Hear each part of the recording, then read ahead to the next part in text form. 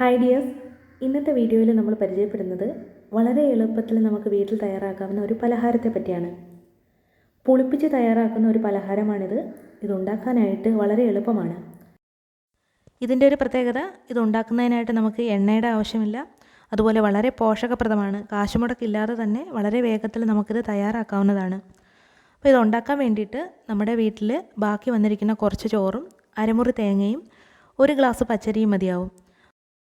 ഇവ മൂന്ന് മാത്രമല്ല, നമ്മുടെ വീട്ടിൽ എപ്പോഴും ലഭ്യമായിട്ടുള്ള മറ്റ് ചില സാധനങ്ങളും കൂടെ ചേർത്ത് വേണം നമ്മളിത് തയ്യാറാക്കാനായിട്ട്. പുളിപ്പിച്ചുണ്ടാക്കുന്ന ഒരു പലഹാരമായതുകൊണ്ട് തന്നെ ദഹനത്തിന് വളരെ നല്ലതാണ്. എണ്ണയും കൊഴുപ്പും ഒന്നും കലർന്നിട്ടില്ല. ആവിയിലാണ് നമ്മളിത് വേവിച്ചെടുക്കുന്നത്. അതുകൊണ്ട് തന്നെ പോഷകപ്രദവും ആരോഗ്യപ്രദവും രുചികരവുമാണ് ഈ ഒരു വിഭവം. ഇനി ഇതെങ്ങനെയാണ് തയ്യാറാക്കേണ്ടതെന്ന് നോക്കാം. ഇന്ന് തയ്യാറാക്കുന്നത് ഒരു ഗ്ലാസ് പച്ചരിയുടെ വട്ടയപ്പമാണ്. അപ്പോൾ അളവ് കൂടുന്നതിനനുസരിച്ച് ഇതിലുള്ള ഇൻഗ്രീഡിയൻസ് നമ്മൾ മാറ്റി കൊടുക്കണം. അപ്പോൾ നമ്മൾ ഒരു ഗ്ലാസ് പച്ചരിക്കുള്ള അളവിലാണ് ബാക്കിയുള്ള സാധനങ്ങളെല്ലാം ചേർത്ത് കൊടുക്കുന്നത്. അപ്പോൾ പുഴുങ്ങി ഉണങ്ങാത്ത അരി വേണം നമ്മൾ എടുക്കാനായിട്ട്. ഇപ്പോൾ നാടൻ പച്ചരിയൊക്കെ ഉണ്ടെങ്കിൽ വളരെ നല്ലതായിരിക്കും. അതിലൊരുപാട് ഫൈബർ കണ്ടൻറ്റ് കാണും. ഇപ്പോൾ തവിടിൻ്റെ അംശമൊക്കെ ഉള്ളതുകൊണ്ട് നമുക്ക് കുട്ടികൾക്കൊക്കെ കൊടുക്കുന്നതിനും പ്രായം ചെന്നവർക്കൊക്കെ കൊടുക്കുന്നതിനും വളരെ നല്ലതായിരിക്കും. അപ്പോൾ ഇത് നന്നായിട്ട് കുതിർത്തതിന് ശേഷം കഴുകിയെടുക്കണം. അപ്പം 3-4 പ്രാവശ്യം അത് കഴുകിയെടുക്കണം. ഒരു 4-5 മണിക്കൂറെങ്കിലും വെള്ളത്തിൽ നന്നായിട്ട് കുതിർത്ത് വെച്ചതിന് ശേഷം ഞാൻ കഴുകിയെടുത്തിരിക്കുകയാണ്. ഇനി ഇതിനോടൊപ്പം അരയ്ക്കുന്നതിനായിട്ട് അരമുറി തേങ്ങ കൂടി വേണം. അപ്പോൾ ഒരു വലിപ്പമുള്ള തേങ്ങ എടുത്ത് അതിൻ്റെ പകുതി നമ്മൾ നന്നായിട്ട് തിരുമിയെടുത്ത് വെക്കണം. അപ്പോൾ ഇതിനോടൊപ്പം അതുകൂടി ഇട്ട് നമുക്ക് മിക്സിയിലിട്ട് അരച്ചെടുക്കാം. ഇനി ഇത് അരയ്ക്കുമ്പോൾ 2-3 സാധനങ്ങൾ കൂടി വേണം. അത് ഏതൊക്കെയാണെന്ന് ഞാൻ കാണിക്കാം. ഇപ്പോഴിതിലേക്ക് ഇടുന്നില്ല. അപ്പോൾ ഇതുപോലെ ഒരു ചെറിയ സ്പൂൺ ഈസ്റ്റ്, അപ്പോൾ ഒരുപാടൊന്നും എടുക്കരുത്, വളരെ കുറച്ച് മാത്രം ഈസ്റ്റ് മതി. അതുപോലെ തന്നെ വളരെ കുറച്ച് അതേ സ്പൂണിൽ തന്നെ ഒരു സ്പൂൺ സോഡാപ്പൊടി. ഇതിന് പുറമേ നമുക്ക് വേണ്ടത് നല്ല ഒരു ടേബിൾ സ്പൂൺ ചോറ്. അപ്പോൾ ഇതുപോലെ നമ്മൾ ഒരു ഗ്ലാസ് അരിയാണ് എടുത്തിരിക്കുന്നത്. അതിന് നല്ല ഒരു ടേബിൾ സ്പൂണിൽ ഒരു സ്പൂൺ ചോറ് എടുക്കുക. അപ്പോൾ ഇത് സോഫ്റ്റ് ആക്കി നിർത്തുന്നത് ചോറ് കൂടി ചേർക്കുമ്പോഴാണ്. അപ്പോൾ ചോറ് ചേർത്തില്ല എന്നുണ്ടെങ്കിൽ ഈ ഒരു വട്ടയപ്പത്തിന് ആ ഒരു ടെക്സ്ചറൊന്നും കിട്ടത്തില്ല. അപ്പോൾ ആദ്യമായിട്ട് നമ്മൾ മിക്സി എടുത്തിട്ട് അതിലേക്ക് ആദ്യം തേങ്ങ തന്നെ ഇട്ട് കൊടുക്കണം. നന്നായിട്ട് അരയുന്നതിന് വേണ്ടിയിട്ടാണ് തേങ്ങ ആദ്യം തന്നെ ചേർത്ത് കൊടുക്കുന്നത്. അപ്പോൾ തേങ്ങ ചേർത്ത് കൊടുത്തതിന് ശേഷമാണ് നമ്മൾ അരിയൊക്കെ ഇതിലേക്ക് ഇട്ട് കൊടുക്കുന്നത്. അപ്പോൾ ഇതിൻ്റെ ആ ഒരു പാകമെന്ന് വെച്ച് കഴിഞ്ഞാൽ നമ്മൾ ഇഡ്ഡലിക്കൊക്കെ അരയ്ക്കുന്ന പാകത്തിന് വേണം അരച്ച് വെക്കാനായിട്ട്. അപ്പോൾ വെള്ളം ഒരുപാട് കൂടിക്കഴിഞ്ഞാൽ അത് നമ്മളുടെ സെറ്റായി കിട്ടുന്നതിന് താമസം വരും. അതുകൊണ്ടാണ് നമ്മൾ ആ ഒരു പാകം നോക്കി തന്നെ അരയ്ക്കേണ്ടത്. അപ്പോൾ ആദ്യം തേങ്ങ ചേർത്തതിന് ശേഷം അതിൻ്റെ മുകളിൽ നമ്മൾ എടുത്തു വച്ചിരിക്കുന്ന ചോറ് കൂടി ചേർത്ത് കൊടുക്കണം. അപ്പോൾ ഇതിൻ്റെ കൂടെ നമുക്ക് ചെറിയ ഒരു സ്പൂൺ സോഡാപ്പൊടിയും അതുപോലെ നമ്മൾ എടുത്തു വച്ചിരിക്കുന്ന ഈസ്റ്റും കൂടി ഇതിൻ്റെ മുകളിലേക്ക് ചേർത്ത് കൊടുക്കണം. അപ്പോൾ സോഡാപ്പൊടിയും ഈസ്റ്റും ഒക്കെ ചേർക്കുമ്പോൾ അളവിൽ കൂടാൻ പാടില്ല. ഒരു ഗ്ലാസ് അരിക്ക് നമ്മൾ ഈ ഒരു അളവിലാണ് ചേർക്കുന്നത്. വളരെ ചെറിയ സ്പൂണിൽ ഒരു സ്പൂൺ. അപ്പോൾ നമ്മുടെ പ്രതിരോധ ശക്തി കൂട്ടുന്നതിന് ഈസ്റ്റും സോഡാപ്പൊടിയും ഒക്കെ വളരെ നല്ലതാണ്. പ്രത്യേകിച്ചും ഈസ്റ്റ് ഈ ഒരു മിശ്രിതം ഫെർമെൻ്റ് ആവുന്നതിന് വളരെയധികം സഹായിക്കുന്നുണ്ട്. അപ്പോൾ ഇത് ഫെർമെൻ്റ് ആയി കഴിഞ്ഞാൽ ഇതൊരു ഫംഗസാണ്. അപ്പോൾ ഈസ്റ്റ് എന്ന് പറയുന്നത് ചെറിയൊരു ഫംഗസാണ്. അത് പെട്ടെന്ന് തന്നെ അതിൽ നിന്ന് വളർന്ന് അതിരിക്കുന്ന ആ ഒരു മിശ്രിതത്തെ പുളിപ്പിക്കുന്നു. അതുപോലെ ഇതിൽ ഫൈബർ ധാരാളമായിട്ടുണ്ട്. അതുകൊണ്ട് തന്നെ നമ്മൾ ഉണ്ടാക്കുന്ന മിശ്രിതത്തിൽ ഇത് നന്നായിട്ട് സ്പ്രെഡാവും. ഈസ്റ്റ് മിതമായ അളവിൽ ചേർത്ത് പുളിപ്പിച്ചുണ്ടാക്കുന്ന ആഹാരം ശരീരത്തിന് വളരെ നല്ലതാണ്. കാരണം എന്താണെന്ന് വെച്ച് കഴിഞ്ഞാൽ ബി കോംപ്ലക്സിൻ്റെ ഉറവിടമാണ് ഈസ്റ്റ് എന്ന് പറയുന്നത്. അപ്പോൾ വൈറ്റമിൻ ബിയുടെ കുറവുള്ളവർക്കൊക്കെ ഇത് വളരെയധികം ഉപകാരപ്പെടും.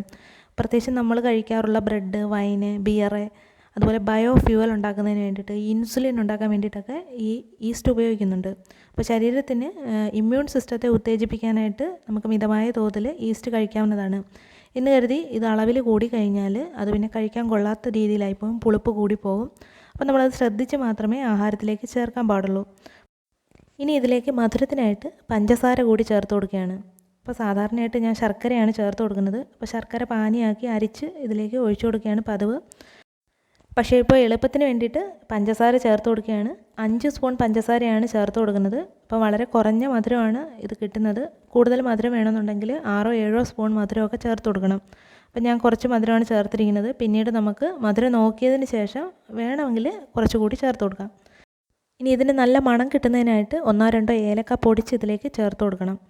അപ്പോൾ ഇതിലേക്ക് ഇനി കുറച്ച് വെള്ളം കൂടി ചേർത്ത് മിക്സിയിൽ വെച്ച് നമുക്ക് അരച്ചെടുക്കാം. അപ്പോൾ വെള്ളം ചേർക്കുമ്പോൾ ഒരു കാര്യം ശ്രദ്ധിക്കണം. ഒരുപാട് വെള്ളം എടുത്തൊഴിച്ചിട്ട് ഒരുപാട് ലൂസാക്കി കഴിഞ്ഞാൽ നമുക്കിത് മിക്സ് ചെയ്യുമ്പം ആ ഒരു കട്ടിക്ക് കിട്ടത്തില്ല.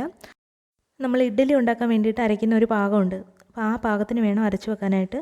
അപ്പോൾ അങ്ങനെ വെച്ച് കഴിഞ്ഞാലായിരിക്കും നമുക്ക് നല്ലൊരു ടെക്സ്ചറിലുള്ള വട്ടയപ്പം തയ്യാറാക്കി എടുക്കാനാവുക. അപ്പോൾ ഇത് നമുക്ക് മറ്റൊരു പാത്രത്തിലേക്ക് മാറ്റി അടച്ചു വെക്കാം. ഈ മാവ് നന്നായിട്ട് പുളിച്ച് പൊങ്ങി വരുന്നതിന് കുറച്ച് സമയം ആവശ്യമാണ്. ഒരു 7-8 മണിക്കൂറൊക്കെ ഉണ്ടെങ്കിൽ ഇത് നന്നായിട്ട് പുളിച്ച് പൊങ്ങി വരത്തുള്ളൂ. അപ്പോൾ ഇത് കഴിവതും തയ്യാറാക്കി വെക്കുന്നത് രാത്രിയിലൊക്കെ ആണെങ്കിൽ വളരെ എളുപ്പമായിരിക്കും. പിറ്റേന്ന് രാവിലെ നമുക്കിതെടുത്ത് ആവിയിൽ പുഴുങ്ങിയെടുക്കാം.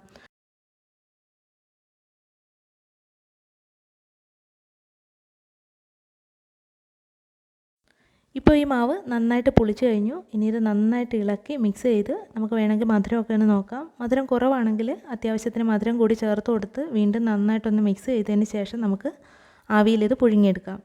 അപ്പോൾ ഇത് നമുക്ക് നോക്കുമ്പോൾ തന്നെ മനസ്സിലാകും നന്നായിട്ട് പുളിച്ചിട്ടുണ്ട്. അപ്പോൾ നമ്മൾ ചേർത്ത് വെച്ചിരിക്കുന്ന ഈസ്റ്റും സോഡാപ്പൊടിയൊക്കെ കറക്റ്റാണ്. അതുകൊണ്ട് തന്നെ നല്ല മണമാണ് ഇതിനുള്ളത്. അപ്പോൾ ഓവറായി കഴിഞ്ഞാൽ ഇത് പുളിച്ച് പൊന്തി വരും, ഒരു പ്രത്യേക സ്മെല്ലും കാണും. അപ്പോൾ അത് വന്നു കഴിഞ്ഞാൽ നമുക്ക് ദഹന പ്രശ്നമൊക്കെ ഉണ്ടാകും, പുളിച്ച് തട്ടലൊക്കെ ഉണ്ടാകും. അതുകൊണ്ടാണ് ഈ കറക്റ്റ് അളവിന് തന്നെ ചേർക്കണമെന്ന് പറയുന്നത്. അളവിൽ കൂടാനും പാടില്ല. ഇപ്പോൾ കുറഞ്ഞു കഴിഞ്ഞാൽ വലിയ പ്രശ്നം വരത്തില്ല. അപ്പോൾ ഞാൻ പറഞ്ഞതുപോലെ കറക്റ്റ് അളവിൽ ചേർത്ത് കഴിഞ്ഞാൽ നല്ല പഞ്ഞി പോലെ സോഫ്റ്റായിട്ടുള്ള വട്ടയപ്പം നമുക്ക് ഉണ്ടാക്കിയെടുക്കാം. അതുപോലെ ഇത് എത്ര കഴിച്ചാലും നമുക്ക് മതി വരത്തില്ല. അപ്പോൾ കുഞ്ഞുങ്ങൾക്കൊക്കെ വളരെ ഇഷ്ടപ്പെടും. ഇനി ഇത് നമുക്ക് ആവിയിൽ വെച്ച് പുഴുങ്ങിയെടുക്കാം. അപ്പോൾ പുഴുങ്ങിയെടുക്കുന്നതിന് മുമ്പ് ഇതിനെ ഒന്ന് ഡെക്കറേറ്റ് ചെയ്യുന്നതിനായിട്ട് കുറച്ച് അണ്ടിപ്പരിപ്പ്, മുന്തിരിങ്ങ, കുറച്ച് ടൂട്ടി ഫ്രൂട്ടി ഇങ്ങനെയുള്ള എന്തെങ്കിലുമൊക്കെ ആകർഷകമാക്കി വെച്ച് കഴിഞ്ഞാൽ കുഞ്ഞുങ്ങൾക്കൊക്കെ വളരെ ഇഷ്ടമായിരിക്കും.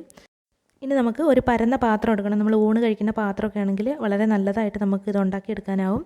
അപ്പോൾ ഇതിലേക്ക് കുറച്ച് ബട്ടറോ അല്ലെങ്കിൽ നെയ്യോ കുറച്ച് നല്ലെണ്ണയോ എല്ലാം ഒരു മയത്തിന് വേണ്ടിയിട്ടൊന്ന് പുരട്ടണം. ഇതിൽ നിന്ന് പെട്ടെന്ന് തന്നെ ഇത് ഇളകി വരാൻ വേണ്ടിയിട്ടാണ് ഇങ്ങനെ ഒന്ന് പുരട്ടി കൊടുക്കുന്നത്. അതിനുശേഷം നമുക്കിതിൻ്റെ അടിവശത്തേക്ക് കുറച്ച് എന്തെങ്കിലും ടൂട്ടി ഫ്രൂട്ടിയോ അണ്ടിപ്പരിപ്പോ വല്ലതും ഇട്ട് കൊടുക്കാം.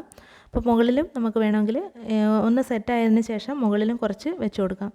ഇനി ഇതിലേക്ക് നമുക്ക് ഈ മാവ് ഒഴിച്ചു കൊടുക്കണം. അപ്പോൾ മാവ് ഒരു പകുതി വരെയാണ് ഒഴിച്ചു കൊടുക്കേണ്ടത്. നിറച്ചൊഴിച്ചു കഴിഞ്ഞാൽ ഇത് ഒന്നുകൂടി ഒന്ന് പൊന്തി വരുന്ന സമയത്ത് ഈ പാത്രത്തിൽ നിന്നും കവിഞ്ഞു പോകും. അതുകൊണ്ട് ഒരു പകുതി വശമൊക്കെ നമുക്ക് ഒഴിച്ചു കൊടുക്കാം. അതിനുശേഷം ഈ പാത്രം നന്നായിട്ടൊന്ന് കുലുക്കി അതൊന്ന് ടാപ്പ് ചെയ്ത് അതെല്ലാ ഭാഗത്തേക്കും ഒന്ന് അമർന്നിരിക്കണം. എങ്കിൽ മാത്രമേ ഇതിൻ്റെ ഇടയ്ക്ക് ഒന്നും ഒരു സ്ഥലവും ഇല്ലാതെ തന്നെ നന്നായിട്ട് ഇത് സെറ്റായി വരാൻ വേണ്ടിയിട്ടാണ് ഈ പാത്രം നന്നായിട്ടൊന്ന് കുലുക്കി കൊടുക്കണം. അതിനുശേഷം നമുക്കിതെടുത്ത് ഇഡ്ഡലി തട്ടിലേക്ക് വെച്ച് തീയിലൊരു അരമണിക്കൂർ വരെ വേണം. ഒരു 20 മിനിറ്റ് കൂടുതലെങ്കിലും ഉണ്ടെങ്കിലേ ഇത് വെന്ത് വരത്തുള്ളൂ. അപ്പോൾ ഏകദേശം വേവുന്ന സമയമാകുമ്പോൾ ഒരു ഈർക്കിൽ കഷ്ണം എടുത്ത് ഇതിലൊന്ന് കുത്തി നോക്കിക്കഴിഞ്ഞാൽ ആ ഈർക്കിൽ കഷ്ണത്തിൽ മാവായിട്ട് പറ്റിയിരിക്കുന്നുണ്ടെങ്കിൽ കുറച്ചും കൂടി നേരം നമ്മൾ കൂടുതൽ തീയിൽ വേവിക്കണം.